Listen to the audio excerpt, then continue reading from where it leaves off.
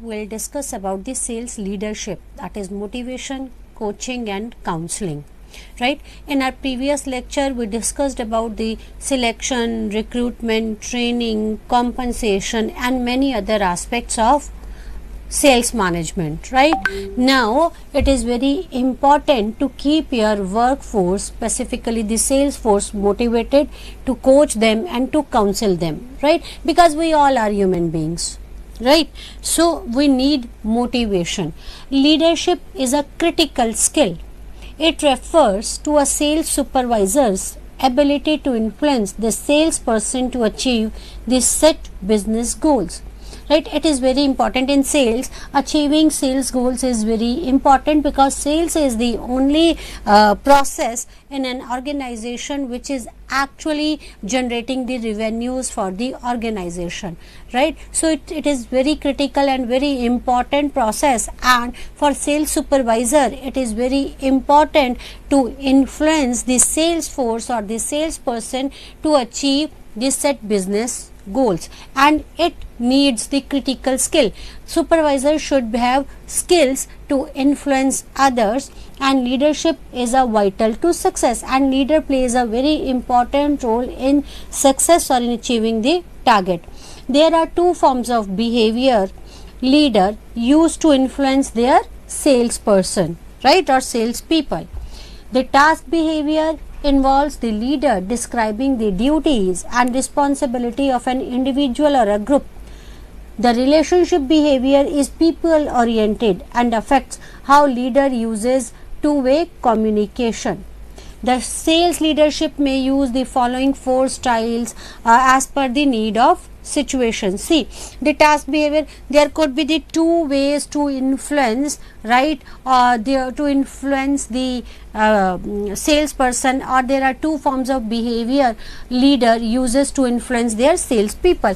The first is the task behavior. The task behavior is what? The task behavior involves leader describing the duties and responsibility of an individual and groups. What is their responsibilities, what are their duties, and what will they get, right? So this is the task type of the behavior what the organization or the leader expects from the sales force. This is the task behavior. The second type of a behavior is the relationship behavior. Relationship behavior is people oriented, when there is a personal relationship between the sales supervisor and the team, and it affects how leader uses a two-way communication. And in the relationship behavior there is a two-way communication. Two-way communication means what? That both sales supervisor, that is the manager, as well as the team or the sales team or the sales group communicate with each other. They try to understand each other's point of view, and they share their feedback, they share their values, suggestions, and if they have any, right? So this relationship behavior is people oriented type of a behavior and affects how the leader uses the two-way communication.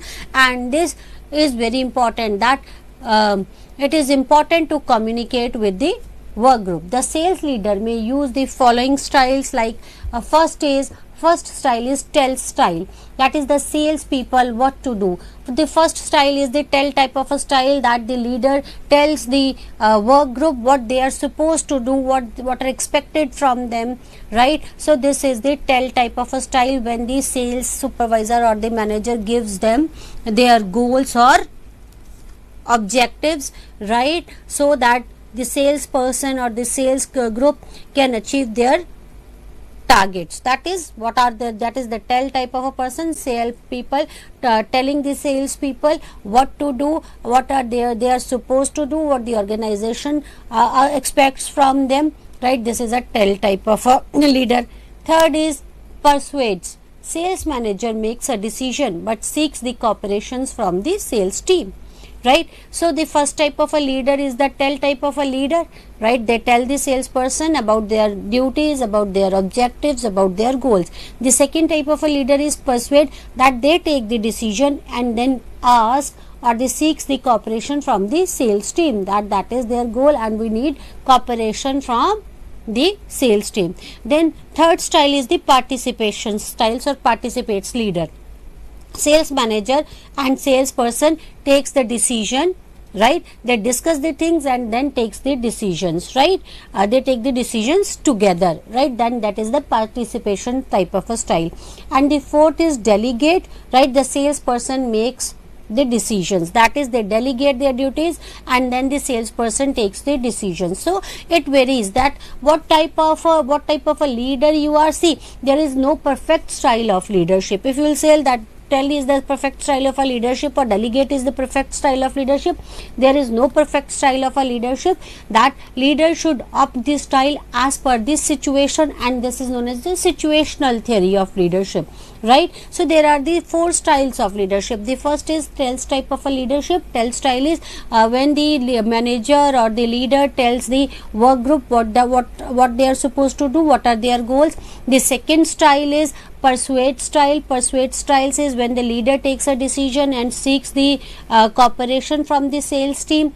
Then the participation type of a leadership, that both the sales manager and sales person or the sales group decides together. And delegation, here the sales people makes the decision, that is the delegate type of a style, right? So this is these are the types of leaderships, right? We discuss about the sales leader. They use the different styles. See, styles, there is no, as I told you, there is no perfect style of leadership, right? It is very important for a leader to keep the workforce motivated, right? Need based motivation. See, motivation is what? Before we start with the need based motivation, it is important to understand what is motivation. Motivation, if I say in layman's language in one line, I can say what is motivation. The reasons for one action is motivation. Why should I do this, right? When I get a reason to perform something, right, or to achieve the goals, right, I'll be more than happy, or I'll work hard to achieve those goals. That is known as motivation. The reason for one's action is motivation, and providing this reason to the work group or to the sales force is the responsibility of the sales manager. If you can provide the reason why should they achieve these goals, see, you are getting paid for that, that is okay, that could be one of the reason. Apart from this, right, salary is one part, right, but apart from that there could be many other reasons to keep the workforce motivated, right? So it is the responsibility of the sales manager to provide the reason to the work group, right? So what is motivation? The reason for one's action is motivation. And motivation, we can divide the motivation into two types, into two categories. The first is intrinsic motivation and another is extrinsic motivation, right? What is intrinsic motivation? Intrinsic motivation is that motivation which comes from inside. When an individual feels like that I want to achieve this, or I want this, right, I want to do that, that is known as intrinsic motivation. And intrinsic motivation actually our needs pushes us towards our targets, right? Need based motivation, that is intrinsic motivation, is actually need based motivation. And extrinsic motivation is when some external forces motivates you to achieve something, that is known as extrinsic motivation. Then extrinsic motivation can further be divided into monetary motivation and non-monetary motivation. Monetary motivation is what monetary motivation is where money is involved, that is known as extrinsic monetary motivation, like bonus, right, or when you do some extra job you get extra paid for that job, right, that is extrinsic monetary motivation. And monetary motivation is a short term motivation, right? Non-monetary motivation where money is not involved, that is known as non-monetary motivation. And non-monetary motivation is a long term motivation, like promotion. Promotions are extrinsic non-monetary motivation. To get promoted, we try to achieve our targets, or we try to complete our task before time or on time, and we try to complete our task perfectly so that we get the promotion. There should be no hindrance in the promotion. While intrinsic motivation is that motivation which comes from inside. And what comes from inside? Our needs. Actually our needs motivates us to do something, right? That is known as intrinsic motivation, need based motivation. And this has been described by the Maslow, right? Maslow was a social scientist, right?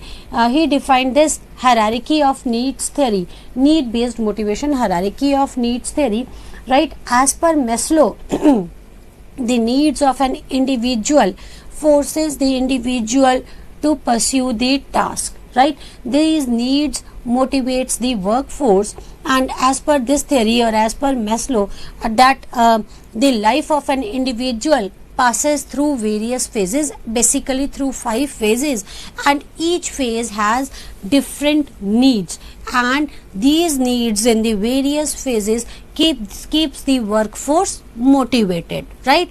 So these needs, actually there are the 5 phases. Actually he defined that the life of an individual passes through the 5 phases, and these 5 phases, in these 5 phases, individual has different needs. They have different needs, and these needs keep the workforce or the individual motivated. What are these phases? First phase is physiological phase or physiological needs, that is the basic needs. Then comes the safety needs, then social needs, and the self esteem, and last one is self realization needs, right? What is physiological or basic needs, right? Our basic needs are, what are our basic needs? Food, cloth, shelter and sleep. That is our basic need, right? So these needs motivates us to achieve something, right? When we start our job, right, we think that we should get that much salary so that me and my family can live a comfortable life. I should be able to fulfill the basic needs of my family, right? Like I should be able to fulfill, what are the basic needs? That is the food, cloth and shelter, right? These are the basic needs. I should be able to fulfill the needs of my family. That is the basic needs. When we start our career, when we start our job, we think about the physiological needs or the basic needs. After say certain period of time, when we are able to fulfill our needs or physiological or basic needs, then these needs do not motivate us. Then we need some other factors, right, for motivation, some other motivational factors, and then comes the safety needs. Then safety needs motivates us, and that is, these needs are that one steps from one need to another needs in a very swiftly manner. You will not realize when you entered from one phase to another phase, right? See, when you start earning, when the people start earning, that they think that they should be able to earn that much so that they can fulfill their basic needs of their family. After accomplishment of their needs, or after fulfilling their basic needs, they swiftly migrate from or switch from this physiological needs to this safety needs, right? Safety needs is when we want to feel safe, right? Safe, like safe could be in terms of financial safety, in terms of social security, right? So we want to keep ourselves away from we want to keep ourselves and our family away from the danger. That is known as the safety need. Like financial needs, right? When we start earning after fulfilling our basic needs, when the cycle of when we get the payments every month, then this cycle, then there is a rotation of the money, and we are able to save some money, and we feel like that it is the high time that we should save out some money rather than this spending out every money. So we start investing wisely in various avenues for our future safety, right? When we say that we are investing in mutual funds, we are investing in property, or we are making FDRs, we always say that we are securing our future, and it is our safety needs. Social safety is that we want to live in those places which are peaceful, right? No one wants to live in a war prone area or the zone. People usually migrate from that place, right? So that is the social type of the security, that we should be feel safe, socially secure, there should be no problem. So safety needs, then safety needs motivates us. After a certain period of time, when we feel like that, when we are enough, we are safe socially, we are living in a peaceful environment, we have enough bank balance, or we have enough money, we are financially secure, we are socially secure, we feel like that there is no immediate danger and we have taken care of the things, then eventually we move to the other stage of motivation, that is the social needs. Now social needs motivate an individual. Social need is need for love and belongingness. Then this need for love and belongingness come into play, right? When we feel secure, we are part of a tribe, we can trust and unworried about the rejections or alterations, right? This is the social needs. Social needs is the need of love and belongingness. Here we want to make the relationships, right? We prefer to make the intimate relationship, we want to make the relationship with the group where we don't have a worry of, where we don't have to worry about the rejections, right? Where we feel like that we are acceptable, right? People love us. This gives a feeling of satisfaction, right? Social needs. After accomplishment of the social needs, then comes the self-esteem needs. Self-esteem needs is it is our primary desire of status, right?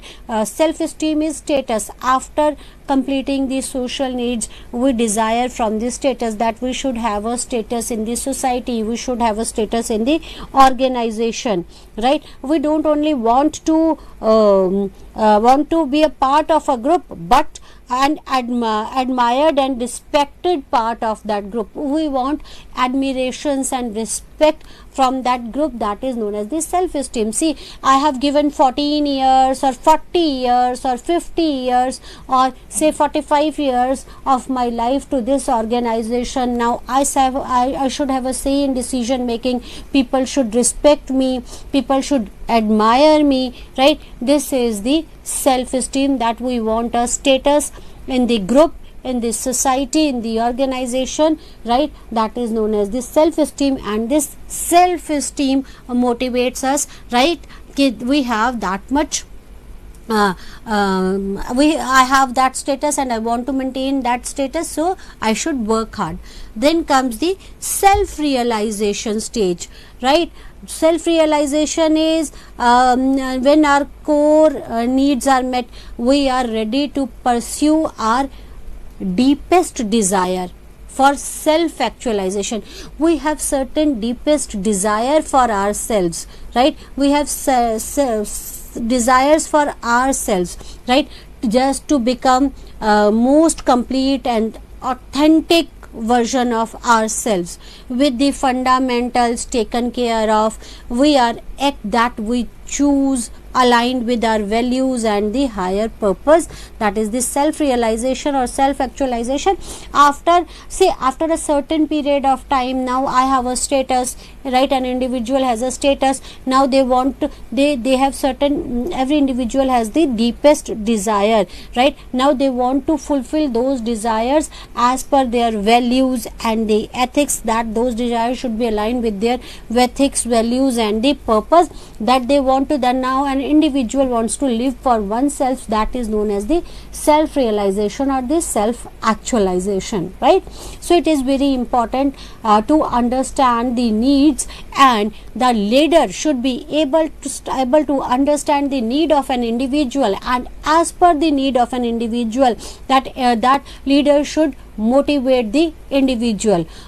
Someone could be at basic need stage, so they need more money, so they need money. It is important to provide them, to indulge them those type of the work where they can work hard to earn more money. If someone is in the self-esteem stage, right, it is required that there should be that a due respect should be given to them, that there should be a status of that person, that there should be that one should admire the individual, so that admiration, that status can motivate the workforce. Someone could be at social need stage, right? If someone is at the social need stage, it is important in social need stage to maintain the work life balance, then accordingly the leader should motivate them, right? So need based motivation, and this is one of the important theories of motivation, Maslow hierarchy of needs theory, right? Sale motivational tools, sale motivational mix tools and techniques. How can you motivate your workforce? There are many ways that you can, through which you can motivate your sales force. The first is incentives, no doubt. It is an external type of monetary external type of motivation, but again it is one of the important tools and techniques to motivate the workforce, because money matters, right? So you can motivate the workforce through incentives by paying them the incentives. Then fear, that control is important. At times it is very important to control your workforce, to create deterrence among the workforce, then only you can achieve your target. Being a leader, right, in your one hand you should have a carrot, and in another hand you should have a stick, right? Now it is up to the leader has to decide when to show the carrot and when to show the stick. But and again it is important to decide when and how much, right? If you will show the carrot, if you will give the carrot to your workforce every time, they won't work. If you will show the stick every time, again they will not work. It is important that at times you should give them the carrot like incentives, or at times or admire them, or at times it is required that you should show them the stick, take the control measure or control actions against them, right? So you can motivate them through incentives, you can motivate them through control. Then the sales manager or Salesforce meeting, then this meetings can motivate them, because in this they feel like that they have a say in decision making. The Salesforce can feel like that they have that they are the part of the decision making, and they can give their suggestions or feedback if they have any, and the organization values their suggestions and feedbacks. It motivates the workforce. And then most important thing is the job clarity, that the workforce should have a job clarity. It should be very clear to them what is their job and what they are supposed to do, right? There should be no job role ambiguity. This role ambiguity actually is responsible for stress and anxiety. When there is a job clarity, right, people are motivated because they know what exactly they are supposed to do, right? Then reasonable sales targets and quotas. See, it is very important to provide them the sales targets or quotas, but those targets and quotas should be reasonable, achievable.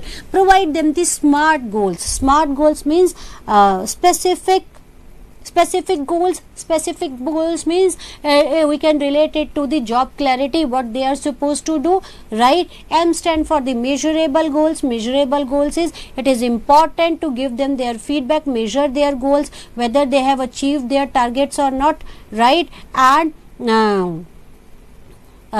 measure their goals, give them their feedback. Goal should be aggressive, it should be challenging. That give them the targets and quotas, that should be challenging, but it should be realistic.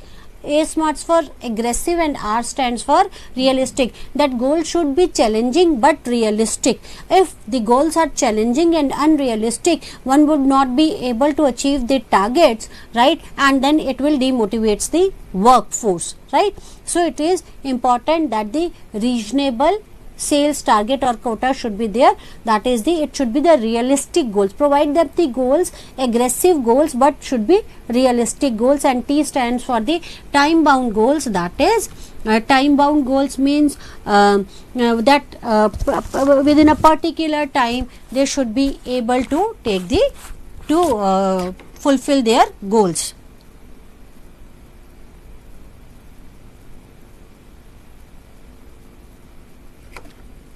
Then comes the sale contests, right? There should be a contest, right? Conventions and conferences should be there, that there should be conventions and conferences, because during the conferences and conventions, when they meet other people, it motivates them, right? When they come to know that what others are doing, how they are achieving their targets, and in conferences they come to know many more things, that how can they achieve their targets and how can it help them. It motivates the workforce. Leadership style plays a very important role in motivation, right? Leadership styles, there are various leadership styles, although no style is a perfect style, but again, leadership style, if leadership style is an autocratic type of a style, right? Autocratic is where leader is the one who takes the decision, and everyone else has to follow the decisions. They cannot give their feedback, right? This demotivates the workforce. While if the leadership style is democratic style of a leadership, where a leader is the one who takes the decisions, but after discussing it with the workforce, right? And workforce can give their suggestions or feedback if they have any, right? So leadership style again plays a very important role in motivation. Then freedom and autonomy. At times it is required the freedom is required so that they can take their own decisions, or they can make their own decisions. So this freedom or autonomy, or in other words, the correct term could be empowerment. Empower the workforce. It is very important to empower the workforce. See, it is important that role should be clear to them, responsibility should be there, right? Set their responsibility, give them the quota is their responsibility, target is their responsibility, that it is their responsibility to achieve the quota target.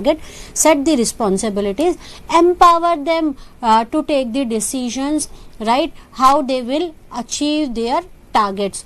Let them take their small decisions, so on the basis of which they can take their decisions. So this empowerment motivates the workforce. And it is important to set the accountability, right? You have given them the responsibility, empowered them. Now it is important to take to set the accountability, if in case that is accountability is a type of a control, right? If they are not able to achieve the target, what type of a control would you take against them, right? So it is important to provide them give them the freedom, autonomy, or empower them. Then reward and recognition is very important. Reward them, right? Reward could be in terms of money, or reward could be in non-monetary terms, right? Reward them, promotion could be a reward, right? Or incentives could be a reward, appreciation could be a reward, recognition could be a reward, right? So all these could be rewards, right? So rewards and recognition plays a very important role in motivating the workforce. Then persuasion, persuade them, right? Then financial incentives again plays a very important role, right?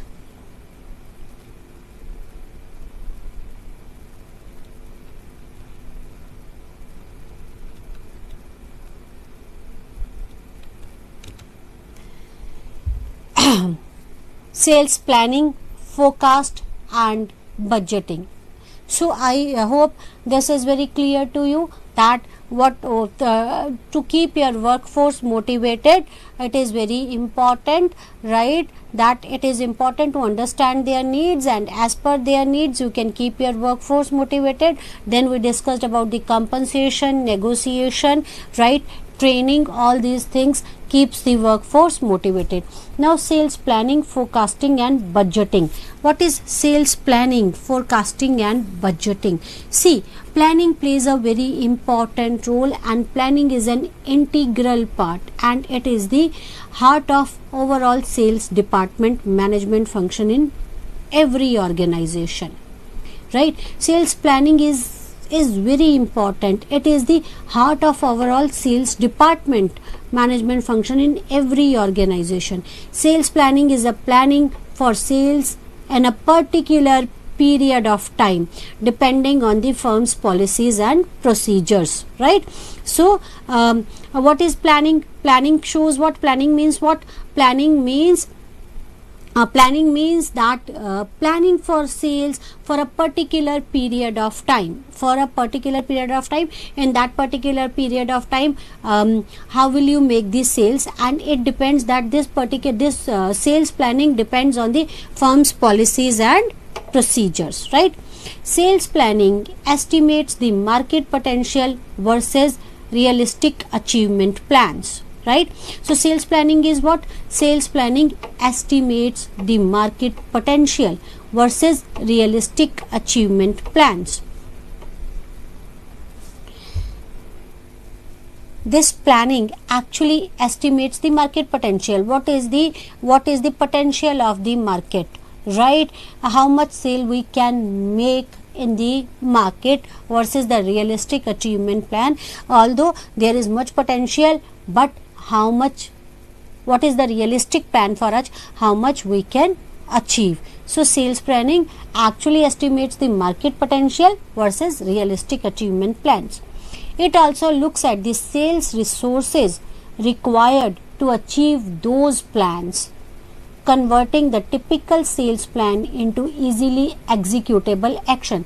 See, sales plan is the planning for a sales in a particular period of a time. In a particular period of time, how much we can sell in the market. Then in sales planning, actually it estimates the potential of the market. What is the potential of the market, and compares that potential with the realistic achievement plans. How much we can really achieve at that particular period of time. It is very sensible, right, that it should be very clear about the realistic achievement plans. Then again the sales plan also includes the resources. It looks at the resources required to achieve those targets or the plans, right? Sales planning involves setting the objective to have clarity on which goals is to be achieved. So sales plan actually have an objective. What is the objective? What we want to achieve, right? This objective gives us the clarity what the organization wants to achieve, right? Next is the task to be action, which would lead to the meeting of objective, followed by arranging the resources required for complete the task. So this includes the objectives, and the next task is to arrange the resources to achieve the targets, right? So it compares the potential of the market with the realistic achievement plans. Then it looks for the resources required to achieve the target. It defines this marketing planning, this sales planning defines the objectives, and after defining the objective, what they do is they actually take the action, right? They take the action to meet the requirements or to meet the objective by arranging the resources required to attain the objectives, right? The implementation of task as per objective sets the planning stage will eventually lead to another important task of measuring the result against the desired actions, right? Then the planning involves this sales planning involves setting the objectives as well as setting the measure. It sets the other important, the most important part is to set the objective, and the other important part of sales plan is to measure the result against the desired actions, right? Whether we have achieved the targets or not, whether we have achieved our desired results or not.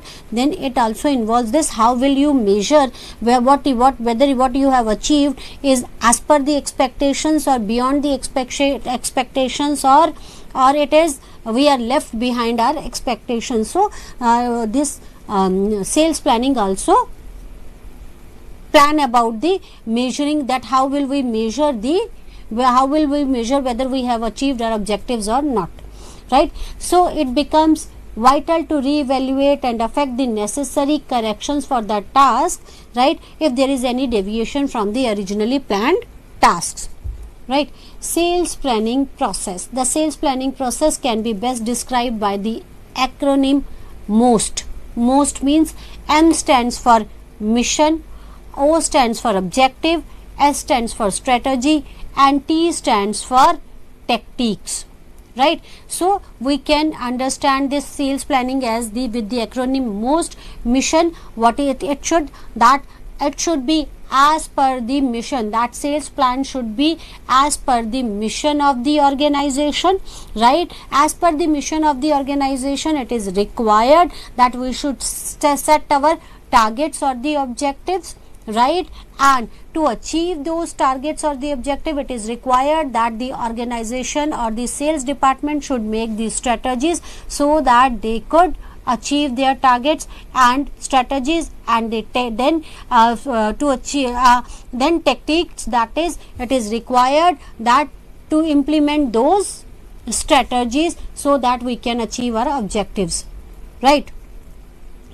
For the sales plans to be effectively, they should be broadly aligned with the corporate strategic plan marketing. Right, as we have discussed that there are the various offices like the headquarter, corporate, and that the sales or the sales plan should be within line with the corporate strategic plan.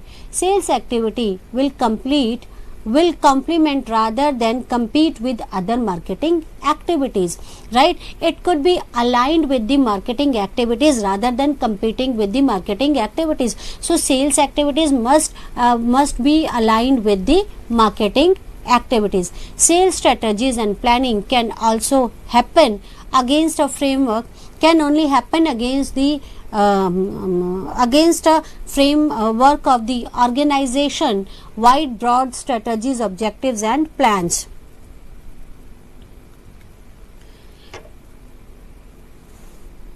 Then it is required that objectives, where do we want to go, set your objectives, how do we reach the goals, make these strategies, and tactics, that detailed plan to achieve these goals are the tactics. How will we achieve our tactics? So this sales planning, what is sales planning? It is an acronym MOST, that is, MOST is mission, that the sales plan should be within line with the mission of the organization, set your objectives, make the strategies to achieve the objectives, and then implement, that is, detailed plan for achieve those goals or objectives. Right, then there could be we make the sales plan product wise too, that is the product wise sales plan. What is this product wise sales plan? Product wise sales planning entails planning the unit wise sales for various products of the company. Right, so see, product wise sales includes, what is the product wise sales planning? Includes planning the unit wise sales of the various products of the company. Company can produce n number of products. Right, company might be producing n number of the product, and when we make the plan as per the unit wise sales of the various product. If company is manufacturing A, B, C type of the product, right, the unit wise sales of A, B, C and products of the company, that is known as the product wise sales planning. Once the product wise planning is completed for the organization, it can be divided into zone, regional, area and territory wise planning. Right, see product wise, I hope product wise is clear that if company has n numbers of the product, then we make a plan for each and every product, that is the unit wise sales for various products, right, of the company, that how many units of A, B, C, D or up to n, that is the when we make the sales plan, right, or when we make a unit wise sales for various products of the company, that is known as the product wise planning.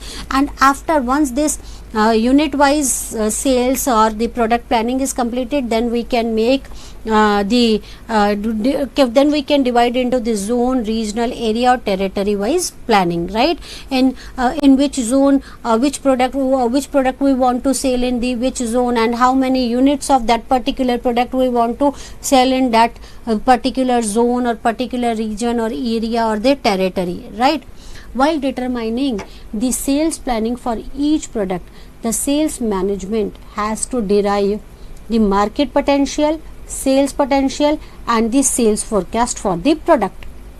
Right, while you are making a plan product wise, it is required to understand the market potential, right? What is the demand for that product in the market, right? Whether that product is in the demand for the market and which type of market, and if there is a demand, right, it is required that in which market it is in which market there is a demand for the product. So market potential. Then the sales potential, whether we will be able to fulfill the needs of the market. What is our sales potential? It is important to discuss or to take into account the sales potential.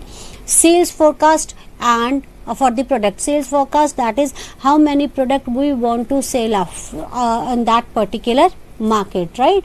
So it is important while we are making a sales plan, product wise, it is required that we should consider the various factors like market potential, sales forecast for that particular product.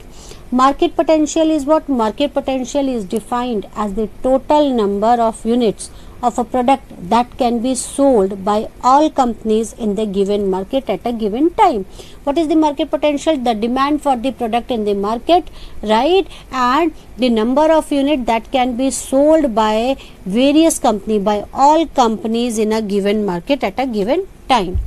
Then it is important to determine the sales potential. Sales potential indicates the maximum unit of product that a single manufacturer can sell in a given market in a given year. That is known as the sales potential. That is how much unit can one producer can sell, or the manufacturer can sell in a given market at a given period of time.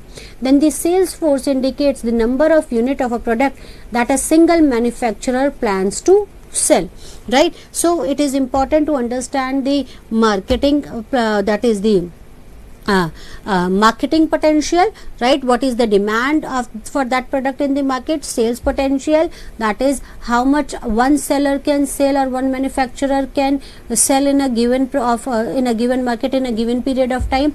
Then the sales forecast is important. Sales forecast is what? Sales forecast indicates a number of units of a product that a single manufacturer plans to sell.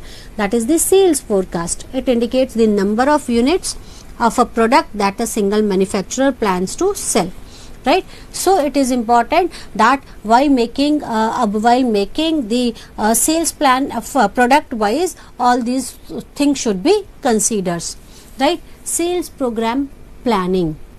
In sales planning activities, the sales manager plans as to what each of his salesmen should do, when should he do it.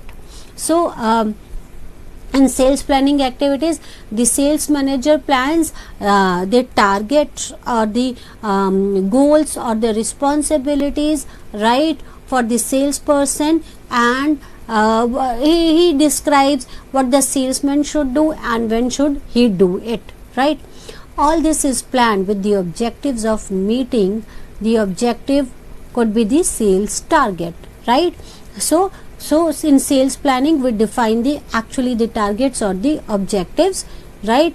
The sales planning activities should include the future sales promotion lined up in the near future, right? So sales program planning involves the objectives, right, and quota should be given to each and every sales force, right? That's in other words, the sales manager plans as to what each of his salesmen should do and when should they do. The sales planning activities then include the future sales promotions lined up in near future, right? Planning includes many activities like putting up points of sales material like danglers, posters, stickers, billboards, etc., right? So all this includes that the all these activities are involved in sales, right? Putting up the sales material like danglers, posters, stickers, improving shop window display, that is arranging the product pack attractively in the glass window at retail shops, right? So it includes that the product should be displayed attractively. Then conducting outside the shop promotion like distributing gifts to the customer who purchases their product, or distributing coupons for some discount or free goods to the customer, right? So all this is included in planning stage, right? That is first is that is putting up the sales material point like posters, stickers and billboards, then arranging in retail. That arrangement of the product plays a very important role, that product should be arranged attractively, right? Then it is important sales, it is important to conduct the outside the shop promotions like distributing the gifts to the customer, right? Or who purchases their product, or distributing the coupons for some discounts, right? All this is includes in the planning activities. Then conducting demonstration, like demonstrating the actual performance of the product, right? This demonstration of the product at times increases the interest and increases the sales of the product. You might have seen during the trade fair and outside the mall, various companies demonstrate their products, right? This demonstration plays a very important role, and it is included in the planning, right? That whether we would like to provide the demonstrations or conduct the demonstrations about the product, and if we would like to provide the demonstration when and where, right? Then sampling program, then planning also includes the sampling program like distributing the free samples of the product, right? Whether we would like to distribute the free samples or not, right? And then the presentation on the performance and benefits verbally to group potential customers, right? So then again the presentation on the performance and benefits verbally and a group present. At times when the product is industrial type of a product, at times it is required to provide the presentation on the performance and the benefits of the product, right? It is required to give presentations about the product or on the performance of the product verbally or to a group, right? Sales forecasting. What is the meaning of sales forecast, purpose of sales forecast, and the scope of sales forecast? The term sales forecasting implies as the name indicates, it implies predicting the future demand. Forecast means predicting the future, right? Predicting the future demand. These predictions are useful for planning sales and budgeting process, right? What is sales forecasting? Forecasting means predicting the future. Sales forecasting is when you are predicting the future or the demand of the product. The sales forecast implies predicting the future demands, right? And why these predictions are required? These predictions are helpful in planning the sales and budgeting process, so that we can plan the sales accordingly and budget accordingly. Sales forecasting is an estimation of projected sales for a given time period, right? So sales forecast is what? Projection of a sales for a given time period. In that particular time period, how many sales we can make or how many sales we want to make, that is the sales forecasting is we would be able to make, right? So sales forecasting is estimation of the projected sales for a given time period. The process of sales forecasting involves reviewing the performance, history of the product or the services, and relates it to the marketing and sales effort of the firm within anticipated marketing environment or the market environment. What is this? See, how can we forecast the sales? This is sale forecasting techniques, or the process involves reviewing the performance, right? The consultant or the expert try to review the performance of the product or the market, right? History of the product or the services, how that product or service has performed in the past. They try to review the history of the product and the services and relates it to the marketing and the sales effort of the firms, right? And now after that they relate how much marketing efforts or sales efforts that organization puts in or wants to put in puts in that, and with that they anticipate the market environment. Market environment means economic conditions, competition, technological advancements or changes. So on the basis on these things they can forecast the sales, that is through past reviews or through past performance of the product, right? That is sales, marketing efforts and sales efforts of the firm, and the marketing, they consider the marketing environment, and after considering all these things they can forecast about the sales, they can forecast the sales. Sales forecast are time span related and therefore are termed as short term forecast, covering a time period up to year. Forecast is, that is for a particular, we are forecasting the sales, that how many sales a company would be able to manage or company would be able to do in a particular time period. So it is time span related. So forecast is always time span related, therefore it is termed as short term. Short term or a long term. Short term is short term, medium term or long term, because it is related to a time period or time span. We consider that forecast could be short term forecast, that covering a period up to a year, right? Then it is considered as a short term forecast. Medium term forecast for a time period of around 3 to 5 years. If it is around 3 to 5 years, we consider that it is for a medium term forecast. Or the exact time period for which forecast is to develop dependent on the product, market characteristic as well as the purpose for which it is developed, right? So because it is related with the time period, right? So the exact time period, what should be the time period? It's 1 year or more than 1 year, 3 to 5 years, right? The exact time period for which forecast is developed depends on the product, what type of a product we are developing. It depends on the product. The exact time period depends on the product and the market characteristics as well as the purpose for which it is developed, right? If the purpose, if it is developed for the long purpose, then we can forecast it for a longer period of a time. The longer the time span covered, the more qualitative will be the forecast. The shorter the time span covered, the more quantitative the forecast. See, if it is for the 1 year, it is known as the short term forecast. If it is 3 to 5 years, then it is known as the medium term. If it is more than 5 years, then it is known as the long term forecast. The